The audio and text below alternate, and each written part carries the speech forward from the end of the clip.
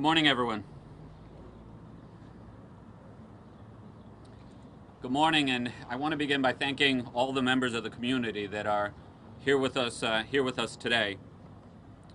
I can't name everyone individually, but I want to recognize some of the folks that you'll be hearing from today, beginning particularly with some of the representatives and colleagues in government from this area. I want to recognize State Senator Tiara Mack and also the Council President Pro Tem Pedro Espinal.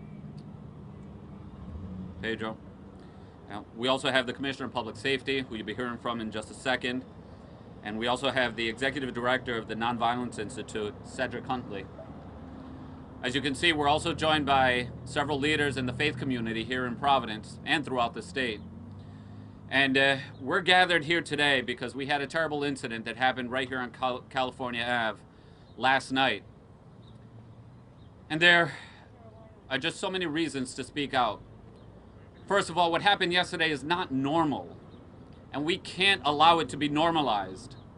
We're here today to declare and to state clearly that in our community, we're not going to allow these kinds of things to happen. And if and when they do happen, that they're not going to go unnoticed and they're not going to go without a community response. We're also here today because we know that the people impacted by gun violence last night aren't just the individuals that were on that balcony, but it's all of the neighbors and it's the entire community. And so we're here to let them know that they're not alone, that they have an entire community and a support system behind them that's here to be moral support and to lend support in every which way that we can. What happened last night is very clear.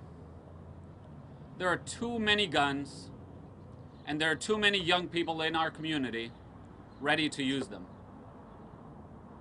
We have to address this issue from both of those angles. We've been saying for a long time that we need to stop the flow of guns, illegal or otherwise, onto our streets. I was here last night, about a half hour after the incident occurred. And I was here a while talking with all of the police officers. And almost to a T, every single officer would tell me the same thing. They would shake their heads and tell me there are too many guns out there. They told me that even not that long ago, 5, 6 years ago, incidents like this would not happen. Incidents like this would not happen because there may be a drive-by, maybe one person has a gun, maybe somebody has a revolver, you let off a few shots. But what happened yesterday is just something altogether different. Yesterday, there were 5, 6, maybe even more guns involved, each one of them semi-automatic, and in a matter of seconds, you have dozens and dozens and dozens of rounds that are let off in a hail of gunfire. We as a society can't allow this to happen, and we have it in our power to make sure it doesn't happen. We have called and we will continue to call for comprehensive and also common sense gun control to stop the flow of these guns onto our streets. Now we also have to address the issue of so many young people, mostly in our community, being ready to use these guns in violence against each other. This is an epidemic that is sweeping the entire country, and we've been touched by it, unfortunately, as well. We're seeing shootings and a disregard for life. We're seeing more of these incidents results in critical injuries and even deaths.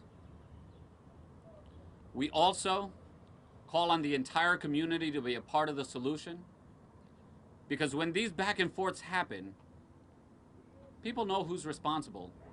Someone knows who's responsible. And we need victims in these crimes to please step up, speak to the police, give us the information, let us know who did it. and let the police officers do their job to bring the perpetrators to justice, rather than believing that you have to take matters into your own hands.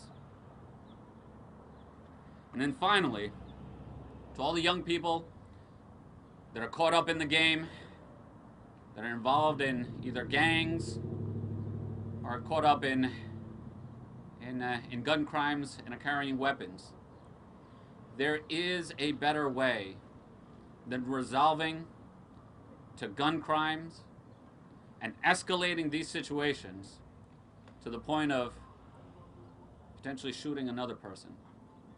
That's not the only way. There are other ways, there are better ways. And we as an entire community are here to tell our entire youth, look, if you want a way out, if you want an opportunity, if you want a summer job, whatever it is that will keep you on the right path and away from the streets and away from this downward spiral of violence, we're here and we want to provide that for you. We have the blessings in our city to count on one of the best anti-violence or stop the violence kind of organizations in the entire country, the Nonviolence Institute. They not only work directly with people that have been involved in crime and are looking for a way out, they're not only out there in the community trying to find ways to interrupt this cycle of violence, but they're also reaching out directly to individuals, putting their arm around them, mentoring them, and guiding them down a better path. Whether it's the Nonviolence Institute, whether it's our religious leaders, whether it's elected officials, whether it's anyone out there in the community, just look behind me. There's an entire community of people that want to help, want to make sure that you have the opportunity to not only get out of that life, but to also realize all of your dreams and be the best version of yourselves. So that's what brings us here today. What happened yesterday is not normal, and we will not allow it to be normalized. It's not who we are, it's unacceptable, and we are here as a support to make sure we interrupt this cycle of violence.